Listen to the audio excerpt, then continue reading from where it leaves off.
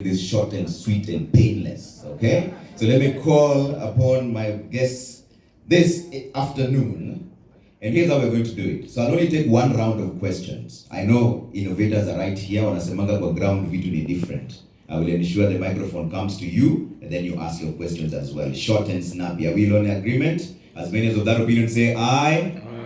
The ayes have it.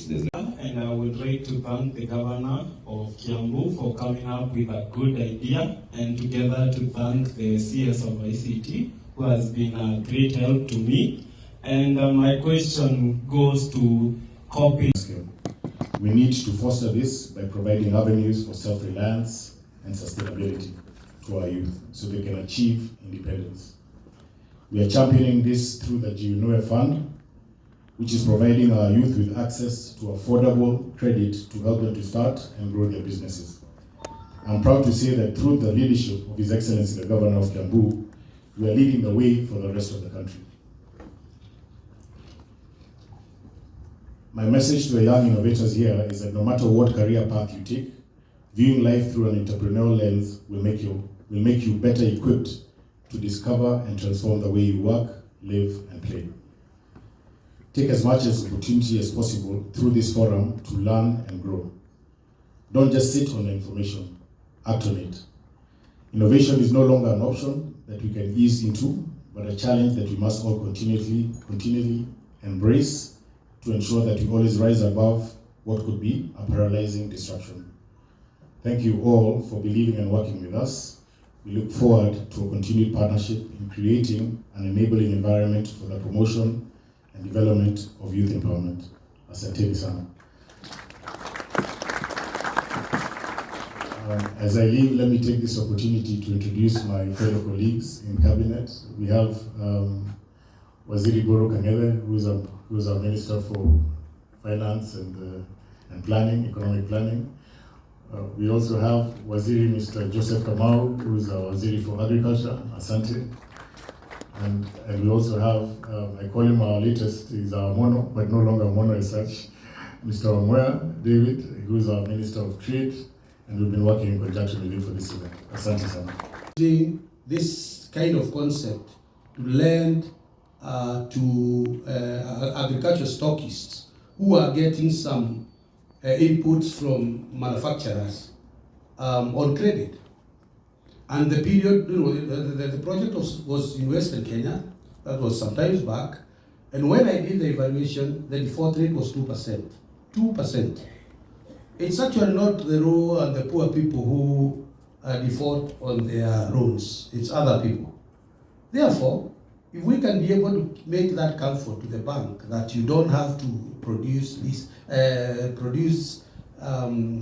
guarantee, then you can be able to access this. And knowing that you have a better understanding of the business you are entering into, then you are left with one more challenge, which is the interest rate that you shall be paying. And that is where we've come in, because most of the businesses that you are entering into, in the initial first or second year, the margins are very low. And we've worked out, for instance, if you want to start a greenhouse, whether you want to do the conventional drip or you want to do all kinds of innovations, sometimes the margin is low. And therefore, we come in and we subsidize the interest rate. So we have subsidized your interest rates. If the bank is charging 13%, you will pay 7%, we will pay 6%. So if you borrow 100,000 to expand your salon, we shall be able to pay 6% of 100,000, and that will be picked from the kitty that we have already put into the bank. And then you shall continue with your business. If for whatever reason, God forbid, that your business does not work, the bank will have no problem because they will fall back on what we have, we've kept. And what does that mean? Instead of us giving you 138 million shillings, which we can only give a few people in the county, that has leveraged 1.3 billion shillings. And as soon as we are through with the 1.3 billion, we'll be able to put another 138 million so that we can leverage another 1.3 billion. So the essence of entrepreneurship or innovation is to make sure that we make life much more difficult, much more easier for you to access resources at the bank. We have also said that we are going to set up a technical team that will be moving around your businesses, not to supervise you, but to make sure that they advise, so that we don't wait until that last day when your business is failing. We'll be able to monitor with you how your business is doing. So that is the essence of this week. And I'm very happy, Waziri, sitting here.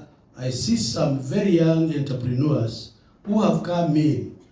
We're having to start with them. And I see Eden. Eden, I see you there. Maybe you can wave. Eden, maybe you can start so that Waziri can see you.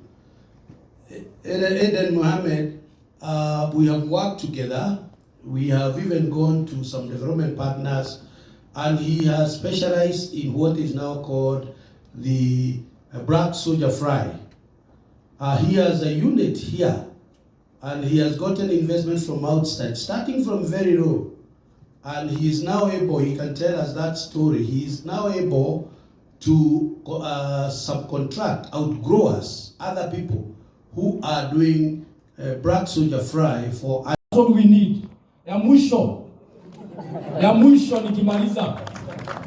I'm a manufacturer, but I strongly believe in balanced trade. I manufacture SB chargers. Na sisemi zenye zinakuja from China or wherever zifungiwe, nataka ziingie. But there's a question. If you run an electronic shop or any other business, you buy your products from China or India, zinakujia a port of entry. Say it's JKIA or Port of Mombasa. There are KEBS officers there, right? They will certify the product na ulipe. There is a KEBS fee. Lakini hii product ya huu jamaa ama huyu ikifika kwa duka, that's when the anti-counterfeit agency say it's substandard. So who should we believe? The anti-counterfeit agency here or the KEBS person who tax them at the port of entry? You see, those two bodies are kind of fighting each other. We need to merge them. One should be a department of the other. Else hii vita nyamakema pana choma vitu za watu hapo zilipitia KEBS at port of entry na zikaripishwa na zikapita. They are of quality. Kwa nini zifika kwa duka yangu zikuwe ni substandard? Hakuna kitu kama hiyo. Nimemaliza. Nimemaliza. Thanks. These are things that the government need to do. Now, tomorrow I think the government will be here. We will tell them those things. Thank you. All right. My head.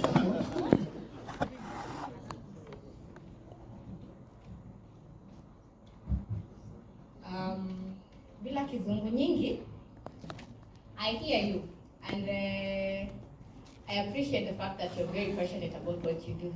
That is the kind of passion we need to grow this country. Now, we are here to learn. If I told you today, the officials of government don't make all the decisions, the people make them, would you agree with me? Before we pass any laws, before we pass, like say the Finance Act on how we are going to tax you, we normally subject that particular Finance Act to the people. We call you for a baraza or a count hall conversation. You come, we discuss, then we pass. If you disagree, we can't pass. What I'm challenging us is, the next time you hear those kebejidia, newa corona discussion, Finance Act, that is where all these things, taxation, all that is discussed. Please show up. Please read. Do not let that idle person who doesn't have a job be the one to take that decision for you. You know that is what you've been doing. We abdicate. We normally say, I'm busy at work. There's no way I can go to sit there with wazes, nipoteze wakati. True or false? Who of you here has ever gone for any town hall discussion of anything government? Has anybody ever gone? These people can tell you, we do not just pass these laws. We will not charge you 16% without your consent. Come, raise those concerns, all right? Even me, I feel bad when I'm taxed 30%. I would like to keep a bit more money. As in, everybody wants to enjoy these services, but there's no decision that can be made by the executive alone. We have to involve the people. So I'd like to encourage us. We run this unit together. We encourage us to participate in these things. They are boring, as you said, they are tedious, but this is where we shape our country. We are supposed to take part in each and every decision that's made.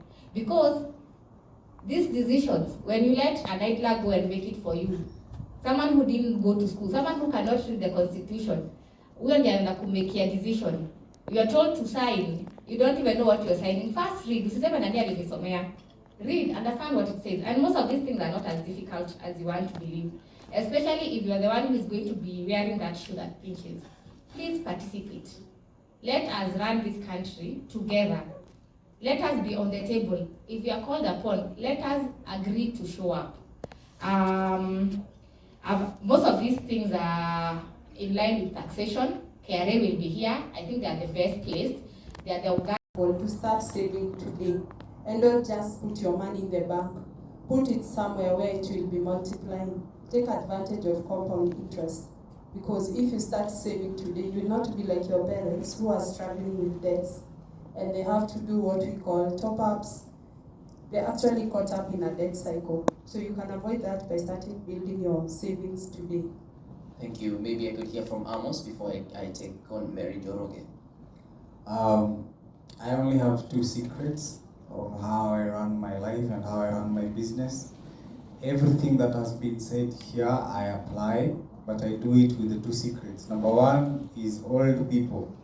I plug into guys who are very old than me, maybe 30, 20 years. So at my age, I work with guys, even the director of my company is 47 years old. Now these guys, once you guys have the money in the account, they will make sure you utilize it well. Because me, I was an artist. I knew I would get money this Saturday and then I would get money the following Saturday. So if I sit here and tell you guys that I know how to save, I know how to manage money, I'd be lying. But the people who are surrounding me, they know how to do it. I get a salary based on what the financial guy who's older than me says. My board of directors are older than me. So I've plugged into guys who are older than me and they've helped me. So I'm learning from them. So I think that is something, because we're all innovators here. If you're starting a company, secret number 1 is find a co-founder who's way older than you. So he's going to help you and guide you on how to do all those things. If you have to give him a stake, give him a stake. He's going to push you forward. Secret number 2, also old guys, if you want funding, if you have ideas, I believe we all have ideas, you don't know where to start from. I heard he's doing t-shirts. Secret is stop doing business. Don't call it a business. Build a company around everything you're doing. Because now the beauty of a company is you build a company with somebody else's money. So that is even better. But the business, it is yours. I was taught there are 2 differences. A businessman is somebody who is going to buy a watermelon for maybe 20 shillings up at Githurai, slice it into 5 slices, sell at 5 shillings each, so he makes a profit of 5 shillings. That is business, that is what you are doing. I, as an entrepreneur, would open a company, register it, find her, invest, she gives me some money, I buy more watermelons with her money, and then slice it, the same 5 pieces that she was slicing, come collect these bottles after this event, go borrow her blender because she has a blender me I don't have, add some water into it, and then sell it at 100 shillings. And then she gets her money back. So be an entrepreneur instead.